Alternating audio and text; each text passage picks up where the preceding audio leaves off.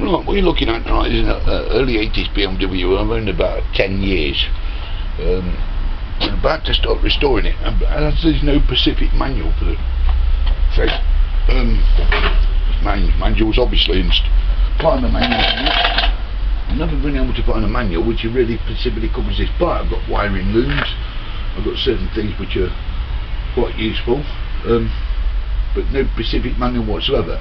So therefore what I'm doing is I'm recording this because this is going to be a bit of a long-term project. It's going to take a little while. I want to come back in a few months time and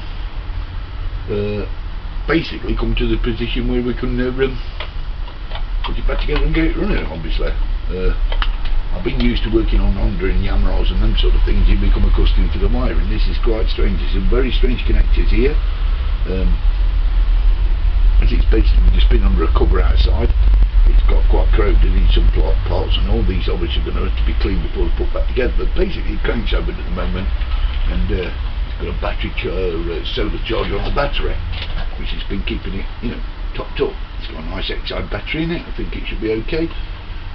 Filter is an issue. Most of the front end's in really good condition. We've got it not too bad here. It's going to be my daily rider. It's not a restoration project.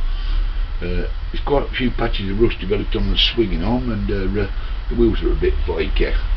Now, generally speaking, what the whole idea is to paint the frame and remove the engine to give it a really good clean, because there's places you just can't get to, as simple as that. I don't do this sort of thing normally, but we're in a good position here and we're getting there. Well, we started and we're making a start. You might note there's a tab missing here, which I think I've got, which came with the bike, which means reapplying and welding. So welding on a frame on a motorbike, we don't have to talk about it. Develops all its own issues. So obviously, anyway, as we go along here, and we're going to start taking some of these parts off. I'm going to try and start taking some of these parts off. I've pre-sprayed them with W40, which is a bit of a trick. I think it helps get rid of some of it, the corrosion sort of thing, and helps them come apart a bit easier. A bit of a pre-soak. All like this sort of thing. Look, you can see what the problem is. I think it's all serviceable. It just wants maybe a coat of paint or something along that line. I'm going to try and look on YouTube and find out what to do with these things as we go along. It's all a bit new for me, this one is. It's something I've actually been pulling off a little bit. I suffered a bit of illness a few years ago and I was a bit weakened terribly by it. And anyway, what we're going to do is get into the position where we can the spring sprayed, that's the idea. Put a clean engine back in and then perhaps do some of this wiring in a different place. Paintwork's all in good condition, the side panel are all condition, and they're being sprayed at the moment. Plenty of videos on YouTube about spraying bike parts. Don't think to be any advantage to anybody to ever sit there and see that. Anyway, and you might see there's also a Jubilee clamp being used to put this coil on. As I say, it ran in here. We actually had it started at one stage, and in here there's a cone, and what somebody done is put it backwards and emitted a washer. So obviously there was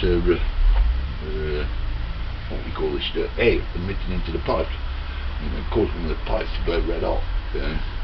This was a huge problem, and we dealt with it. But now it's been dealt with. I looked it up. After much discovery, I found out the clamp, there's like a collar. The collar was round backwards basically, and as you screw this up onto there, we've also bought a special spanner which you'll feature into this because you really do need it. I bought it, got it, had it for Christmas present. Quite expensive, but it's a good BMW service tool. I think you needed that for doing this job, but these are going to have to come again after the course when the engine comes apart.